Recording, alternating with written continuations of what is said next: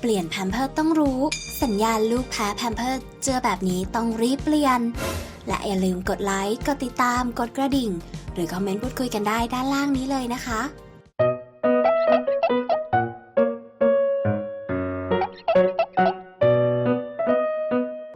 แต่เพราะถึงจะเลือกและใส่ใจดูแลเป็นพิเศษอย่างไร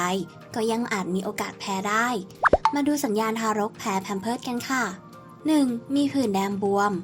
หลังจากใส่ผ้าอ้อมหากสังเกตว่าบริเวณก้นลูกมีผื่นแดงโดยเฉพาะบริเวณที่มีการเสียดสีและสัมผัสกับผ้าอ้อม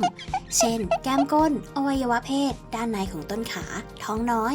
โดยที่จะไม่ได้พบผื่นบริเวณที่ไม่ได้สัมผัสหากบริเวณอื่นก็พบเช่นกันอาจเป็นได้ว่ามีอาการแพ้อย่างอื่นเช่นแพ้อาหารหรือการติดเชื้อราแทรกซ้อนข้อ 2. มีรอยถลอกหากว่าผื่นแดงมีอาการอักเสบมากขึ้นสัมผัสเสียดสีหรือสัมผัสกับปัสสาวะและอุจจาระ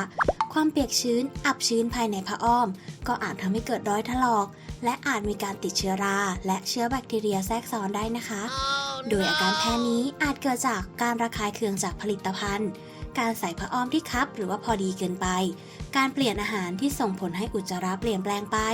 เกิดความระคายเคืองได้ค่ะ เคล็ดลับป้องกันผื่นผ้าอ้อมข้อ 1. ให้เลือกผ้าอ้อมสำเร็จรูปที่ไม่เป็นอันตรายต่อผิวทารกมีโอกาสเกิดการแพ้น้อยนุ่มไม่ระคายผิวดูดความชื้นได้ดีระบายอากาศได้ดีและไม่อับชื้น 2. เช็คผ้าอ้อมบ่อยๆว่าควรเปลี่ยนหรือยังอย่าปล่อยทิ้งไว้ให้ชื้นนานข้อ 3. ทาสารเคลือบผิวและลดการอักเสบเสียดสีในบริเวณผิวที่ใส่ผ้าอ้อม Okay. 4. ไม่ควรใส่แพมเพิร์สตลอดให้ผิวของลูกได้ระบายอากาศบ้างและข้อสุดท้ายรักษาความสะอาดให้ผิวของลูกอยู่ตลอดนะคะ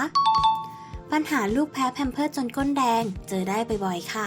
หากพบและแก้ไขแต่เนิ่นๆก็จะรักษาได้ง่ายหากไม่หายควรพาลูกไปพบแพทย์เพราะอาจทำให้เกิดเชื้อราได้ทุกอาการมีทางแก้เพียงไม่ยอมแพ้กับปัญหาไม่อยากพลาดความรู้ใหม่ๆอย่าลืมกด subscribe ช่องเด็กทารก Everything เอาไว้นะคะคุณแม่